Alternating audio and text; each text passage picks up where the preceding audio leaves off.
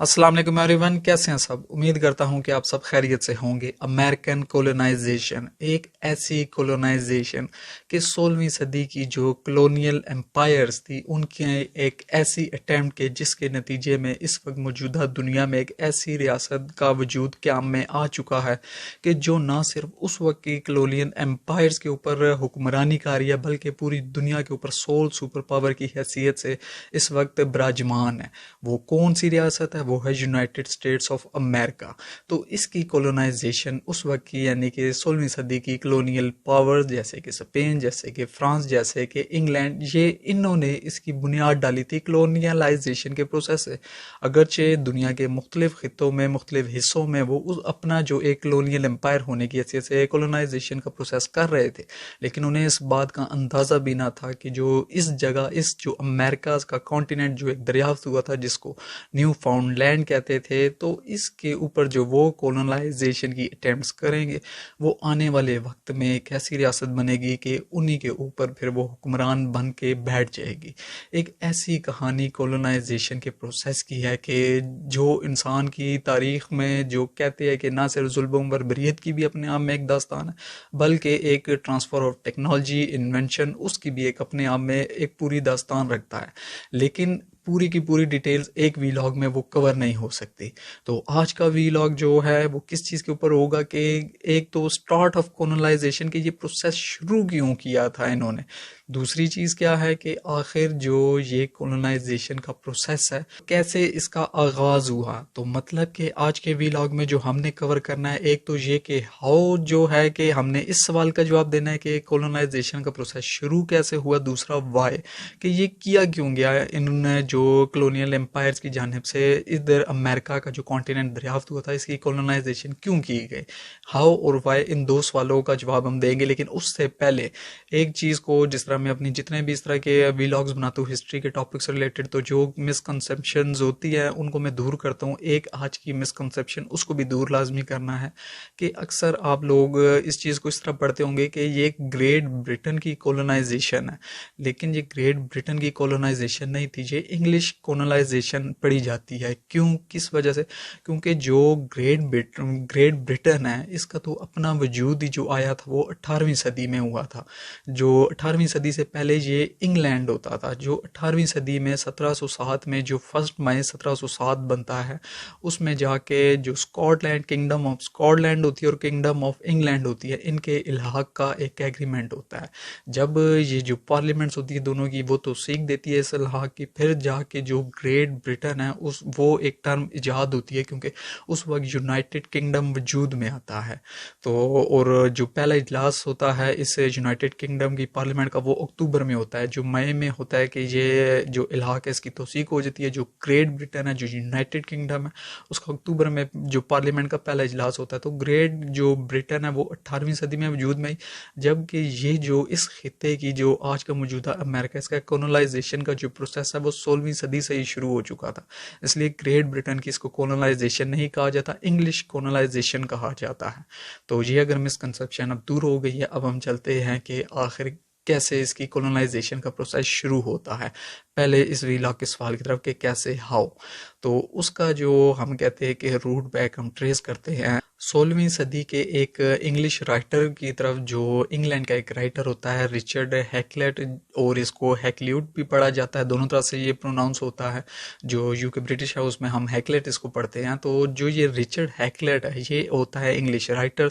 ये अपनी राइटिंग्स के ज़रिए जो अमेरिकन कॉलोनाइजेशन है, नॉर्थ अमेरिका की कॉलोनाइजेशन को एग्जैक्टली अगर हम कहें नॉर्थ अमेरिका की कॉलोनाइजेशन को ये ना सिर्फ इनकरेज करता है बल्कि उसके लिए जो है उस वक्त की जो एम्पायर जो क्वीन एलिज़ाबेथ वन होती है उनकी कोशिशों को भी जो लोगों के अंदर ये प्रमोट करता है, उनको रीजंस देता है कि किस तरीके से ये कॉलोनाइजेशन की प्रोसेस करना ज़रूरी है नॉर्थ अमेरिका की। अब इसके लिए वो डिफरेंट अपनी इशाद करता है, तहरीरें लिखता है, और जो इसकी राइटिंग्स है इसी से रिलेटेड जो नॉर्थ अमेरिकन कॉलोनाइजेशन के लिए उसमें जो मोस्ट प्रोमिनेंट है उनमें से एक आता है 1584 का work the discourse on western planting, इसके बाद आता है divers voyages touching the discovery of America, फिर इसके बाद आता है the principal navigation voyages and discoveries of the English nation. इस जो अपनी तहरीरें या इस तरह की वो लिखता है जिसके ज़रिए वो दो वजूहात देता है जो उस वक्त की क्वीन एलिज़ाबेथ वन है उनकी अटैम्प्ट्स को जो लोगों के अंदर इनकरेज करने के लिए, प्रमोट करने के लिए, वो अब दो वजूहात क्या देता है। पहली तो वो वजह ये बताता है कि जो नॉर्थ अमेरिका की कॉलोनाइजेशन है वो इसलिए भी ज़रूरी है कि इससे सिर्फ इंग्लैंड का फ़ायदा नहीं होगा, बल्कि ये इसलिए भी ज़रूरी है कि ये गॉड को बेनिफिट करेगा। जो यानी कि इनका ईसाई मज़हब होता है, ये कहते हैं कि गॉड मिशन है, ये होली मिशन है, ये करना ज़रूरी है। क्यों, किस लिए? कि इसलिए कि वहाँ पे मैंने आपको जो बताया कि फ्रेंच, स्पेनिश और ये इंग्लिश जो थे, ये तीनों कॉलोनाइजेशन के लिए उस वक्त सर तोड़ कोशिशें कर रहे थे। तो स्पेन वहाँ पहले ही कर चुका था आगाज़ अपनी कॉलोनाइजेशन के प्रोसेस का। अभी जो इंग्लिश थे ये पीछे थे इंग्लैंड वाले। तो इसका क्या था कि ये कहता था जो स्पेनिश थे वो थे कैथलिक रिलीजन से रिलेटेड। ईसाई मज़हब के अंदर भी फ़िरका वारियत है, एक प्रोटेस्टेंट है, एक कैथलिक है। इन दो फ़िरकों के दरमियान एक बाकायदा जंग भी हो चुकी है कि जिनको 30 ईयर्स ऑफ वार कहा जाता है। 1618 से लेके 1648 के दरमियान ये एक जंग लड़ी गई थी जो रोमन एम्पायर जब कायम थी, जिसको ये होली रोमन एम्पायर लिखते हैं। और उस एम्पायर के अंदर ये जंग लड़ी गई थी जब वो क्याम पे थी। 30 साल तक ये तवील जंग लड़ी गई थी इन दो फ़िरकों के दरमियान। किस वजह से? कि जब जो कैथलिक जो चर्च था उसने कोशिशें की थी, जो ये प्रोटेस्टेंट एक जो इनका फ़िरका है उसका बढ़ता हुआ असर और रसूख था, उसको काउंटर करने के लिए एक रिफॉर्मेशन की वो पॉलिसी लेके आया था कैथलिक चर्च। उसके वजह से जो नहीं है फिर ये लड़ाई शुरू होती है जो तकरीबन 30 साल के अरसे तक जारी रहती है। और इसका जो फोकस होता है वो सेंट्रल यूरोप होता है। और सेंट्रल यूरोप में भी जो जर्मनी और ऑस्ट्रिया होता है ये जो बैटल ग्राउंड मेन बनते हैं, जिसमें जो मरने की हलाकतों की तादाद है, जर्मनी के अंदर जो 1/3 पॉपुलेशन है वो पूरी जर्मनी की 1/3 पॉपुलेशन मारी जाती है, जो कि वर्ल्ड वॉर वन की टोटल जो पॉपुलेशन है उससे ज़्यादा गिनी जाती है। जो मारी गई थी वर्ल्ड वॉर वन के अंदर, सिर्फ इस एक जंग के अंदर 1/3 वो पॉपुलेशन मारी जाती है जर्मनी की अपनी, और वर्ल्ड वॉर वन की टोटल पॉपुलेशन से ज़्यादा इस 30 ईयर्स वॉर। तो ये बताना ज़रूरी इसलिए था कि आपको ये पता हो जो आगे कॉन्टेस्ट अभी होने जा रहा है कि किस कॉन्टेक्स्ट में बात हो रही है। जो कॉन्टेस्ट मैंने कहा है वो कि जो स्पेन और इंग्लैंड का ये आपस में जो होने जा रहा है। तो अब वापस उसी तरफ चलते कि इस बंदे ने कहा, जो ये राइटर था रिचर्ड हैकलेट, इसने कहा जो नॉर्थ अमेरिका उसको बचाना पड़ेगा। किससे? जो कैथलिक इन्फ्लुएंस है उससे, जो स्पेन का कैथलिक जो वहाँ पे इन्फ्लुएंस बढ़ता जा रहा है, हमें उसको रेस्क्यू करना है हर सूरज। ये गॉड का मिशन है, गॉड के बेनिफिट का मिशन है, सिर्फ इंग्लैंड का सवाल नहीं। फिर लेकिन वो अपनी इन तहरीरों में इस चीज़ का भी आर्गूमेंट करता है कि अगर एक तरफ तो जो कैथलिक है उससे हमें रेस्क्यू करना है, लेकिन इस बारे में भी जो बात है वो नहीं इग्नोर की जा सकती कि ये जो एक न्यू लैंड डिस्कवर हुआ है इसमें बहुत रिचेज है। ये एक अनटैप्ड रिसोर्स है जिसको अभी तक हमने जो नहीं है एक्सप्लोर नहीं किया। ये ख़जानों से भरा हुआ है। उस वक्त जो इंग्लैंड है, इंग्लैंड के अंदर जो वेगाबॉन्ड्स थे, मतलब कि जो जॉबलेस लोग थे और लैंडलेस लोग थे, ना उनके पास अपना कोई रहने के लिए घर बार था, ना उनके पास नौकरियां थी, तो भर मार थे इंग्लैंड के अंदर। और कहते थे एक प्लेग की सूरत में इंग्लैंड के ऊपर ना ये एक तरीके के उसको नुकसान पहुंचा रहा था पूरे इंग्लैंड को, कि इतनी बेरोज़गारी थी। और जो किसी के पास यानी कि समझे कि होमलेस लोग भी थे। तो वो ये आर्गूमेंट करता है जो ये न्यू लैंड डिस्कवर हुआ है, न्यू फाउंड लैंड इसको कहा जाता था। तो जो ये लैंड है अगर इसको हम एक्सप्लोर करें तो ना सिर्फ ये गॉड का एक मिशन होगा, होली मिशन है, बल्कि जो ये जॉबलेस लोग हैं जो इंग्लैंड के अंदर है और होमलेस लोग हैं, इनके लिए न्यू अपॉर्चुनिटीज़ मिलेगी। ये लोग वहाँ जाके सेटल हो जाएंगे।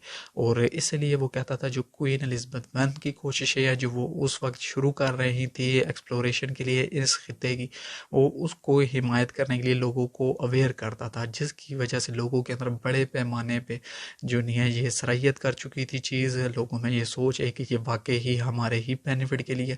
और बिल आखिर पूरे इंग्लैंड के अंदर ये एक सोच जो थी या ये पैदा हो चुकी थी कि इसको कॉन्टिनेंट को हमें कॉलोनाइज हर सूरत करना है। जिसका नतीजा क्या निकलता है कि क्वीन एलिज़ाबेथ वैन फिर जो नहीं है इसकी कॉलोनाइजेशन का फैसला करती है। लेकिन एक तरफ तो वो इसकी कॉलोनाइजेशन का फैसला करती है, दूसरी तरफ एक चीज़ जो बड़ी अनोखी वो होती है कि यानी कि जो क्वीन एलिज़ाबेथ वन है वो जो एक अनोखा तरीका अडॉप्ट करती है कि इन कोशिशों को शुरू करने का, वो सबसे पहले करती है कि जो प्राइवेट सेलर्स होते हैं वो उनको असाइन करती है ये ड्यूटी कि वो जाके जो स्पेनिश शिप्स है और जो उनके कारवान्स है, जो ट्रेड कारवान्स है, उनके ऊपर हमला करे। और जो ये प्राइवेट सेलर्स होते हैं इनको सी डॉग्स का नाम दिया जाता है और इनको जो नहीं है पायरेसी के लिए रखा जाता है कि ये पायरेट जिस तरह होते नहीं है कि हमला करते हैं तजारती जहाज़ों के ऊपर लूट मार करते हैं, सेम इनको यही टास्क दिया जाता है और इनको प्राइवेटियर्स फिर उसके नाम से ये जाने जाते हैं। तो ये जो उस वक्त बंदे जिनमें जो उस वक्त सबसे जो पहले जिनको ये असाइन दिया गया उनमें आते हैं कि एक फ्रांसिस ड्रेक आता है, दूसरा जॉन हॉकिंस होते हैं। ये दो जो नहीं है पैरो जो एक उसकी कोस्ट है इतने दूर तक जहाँ के जो स्पेनिश आर्माडास होते हैं उनके ऊपर भी हमला करते हैं, जो उनके ट्रेड कॉन्वॉयज होते हैं उनके ऊपर भी ये हमलावर होते हैं, जिसकी वजह से बहुत भारी नुकसान उठाना पड़ता है जो स्पेनिश गवर्नमेंट होती है उसको। और उस वजह से जो स्पेन है वो काफ़ी यानी कि गुस्से में आ जाता है और वो रिटेलिएट करने का सोचता है, लेकिन ये अभी भी वो रिटेलिएट करता नहीं है जब तक कि कोर डेवलपमेंट नहीं हो जाती। और वो ये कि जो क्वीन एलिज़ाबेथ वन होती हैं, ये जो क्वीन मैरी होती है स्कॉटलैंड की। अब ये क्वीन मैरी कौन होती है कि स्कॉटलैंड की ये क्वीन होती है और ये कैथलिक रिलीजन की होती है, इसलिए मैंने आपको पूरी 30 इयर्स वॉर्स की हिस्ट्री बताई थी ताकि आपको आगे वाली जो सूरत हाल है उसकी समझ आए जब बात हो। तो जो ये होती है क्वीन मैरी स्कॉटलैंड की, ये कैथलिक सेक्ट से बिलोंग करती हैं।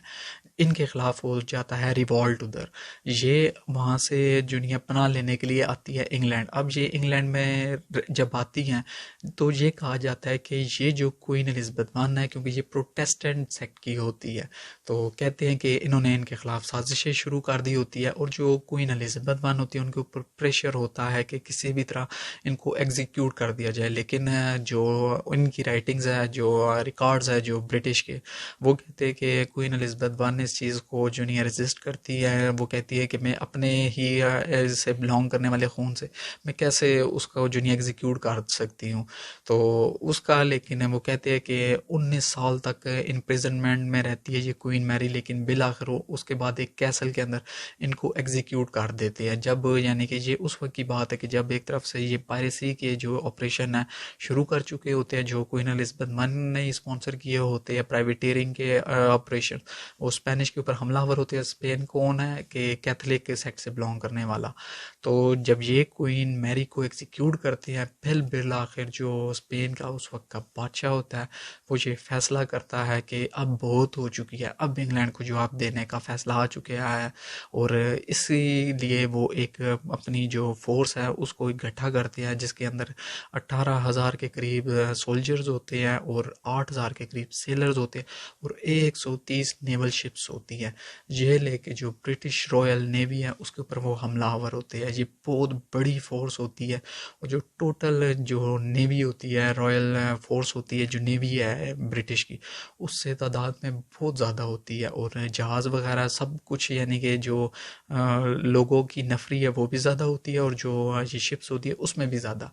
लेकिन जो होता है वो ये कि जो ब्रिटिश की जो नेवी होती है वो उस वक्त जो कॉलोनियल एम्पायर में बनने का मदद कर रही होती है जो ब्रिटिश की, और सबसे ज़्यादा जो अहमियत होती है जो स्ट्रांग होती है जो ब्रिटिश पूरी एम्पायर को सपोर्ट कर रही होती है, एम्पायर बनने के लिए जो यूनाइटेड किंगडम है उसको सपोर्ट कर रही होती है, वो उनकी नेवी ही होती है। इस वजह से उनकी नेवी को उन्होंने बहुत जदीद रखा होता है।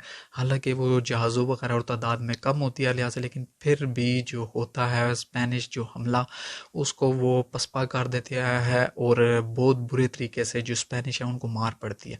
उसके बाद जो है स्पेनिश की ये जो होती है नेवी वगैरह, ये जितने लोग हैं ये जाते हैं जो होता है नेदरलैंड्स, उधर जाते हैं कि हम अपना यानी कि दोबारा से रीअसेंबल कर सके, इकट्ठा हो सके, रिसोर्सेज वगैरह रिप्लेनिश करें।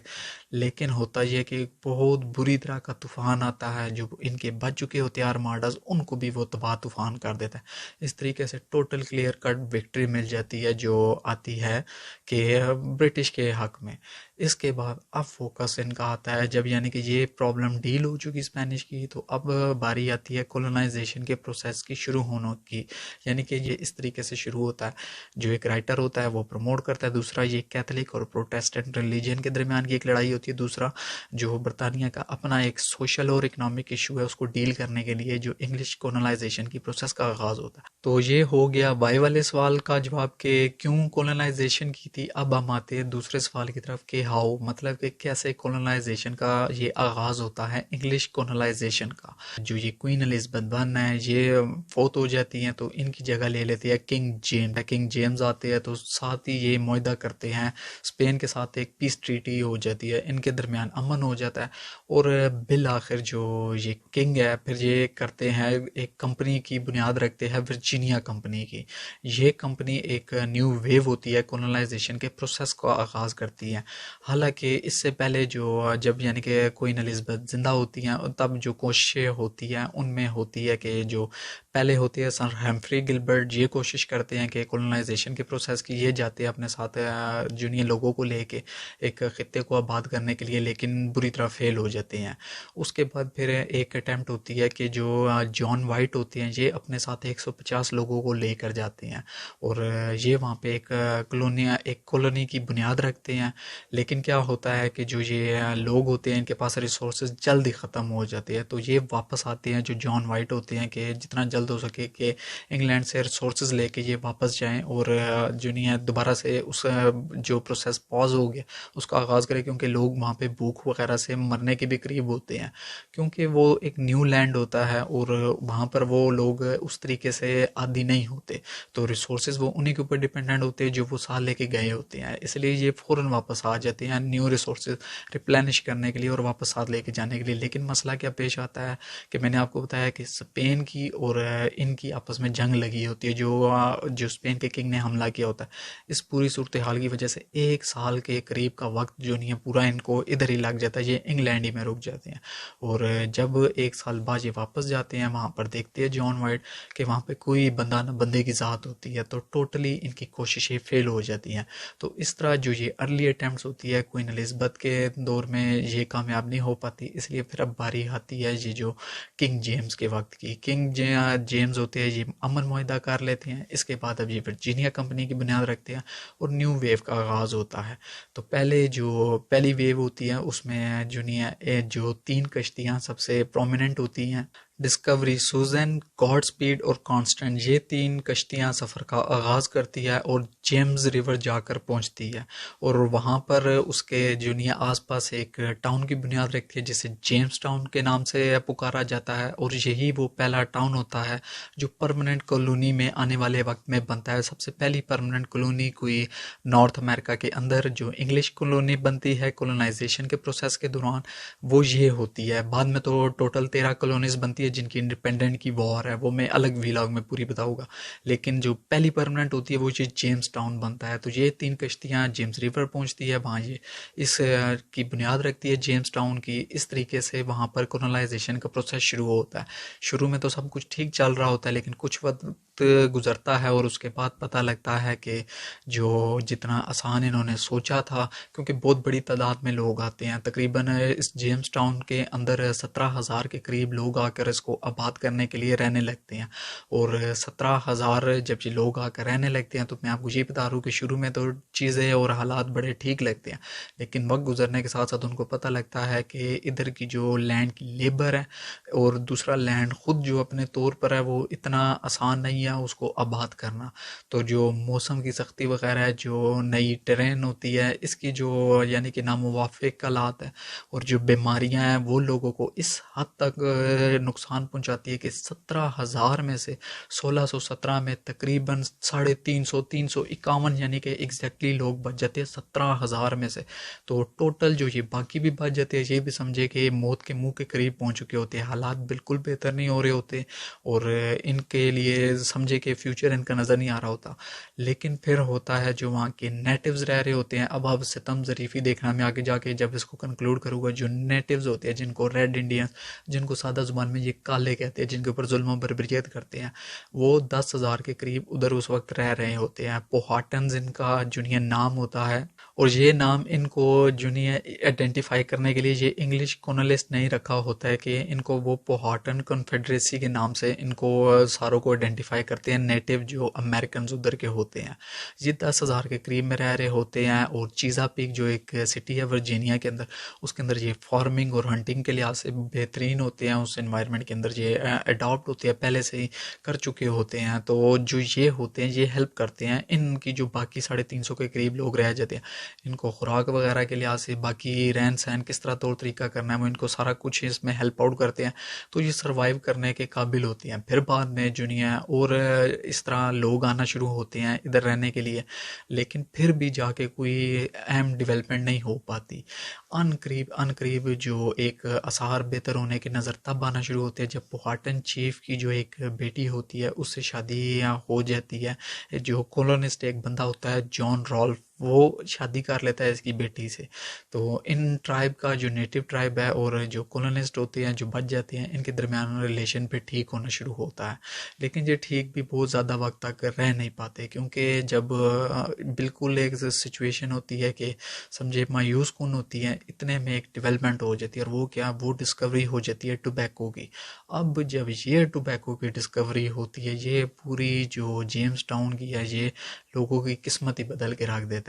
जैसे ही ये टोबैको की डिस्कवरी होती है, ये हाथों हाथ बिकना शुरू हो जाती है। जो एम्पायर होता है, जो इंग्लिश एम्पायर होता है, जो इसको एम्बेडन करने के करीब पहुंच चुका होता है प्रोसेस को, लेकिन उनका इंटरेस्ट जाग जाता है और फिर जो नहीं है लोगों का आना इधर शुरू हो जाता है।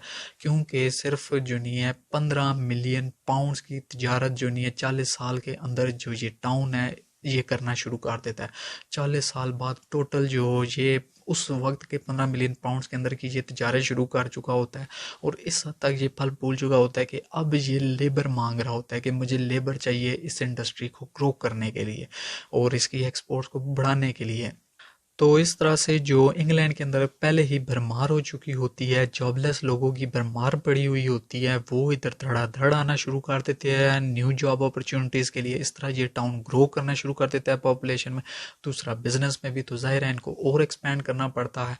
और ये जो अपनी ओरिजिनल बाउंड्री होती है जो तयन हुई होती है कि उस एक यानी कि जेम्स टाउन की हदूद, उससे ज़्यादा एक्सपैंड करना शुरू कर देते हैं। अब जब ये एक्सपैंड करना शुरू करते हैं, जो नेटिव ट्राइब है यही पोहाटन है, इन्हीं के साथ इनकी लड़ाइयाँ शुरू हो जाती है। और जब जिसकी बेटी चीफ से शादी की होती है वो मरता है, उसका भाई आके चीफ बनता है ट्राइब का, तो वो ये फैसला करता है कि जो ये होते हैं इंग्लिश मैन, इनको जुनिया निकाल के इधर जो नॉर्थ अमेरिका इधर से इसने बेदखल करना है। क्योंकि पहले ही कत्ल वगैरह शुरू हो चुकी होती है, गुरीला वार्स का शुरू हो चुका होता है आगाज।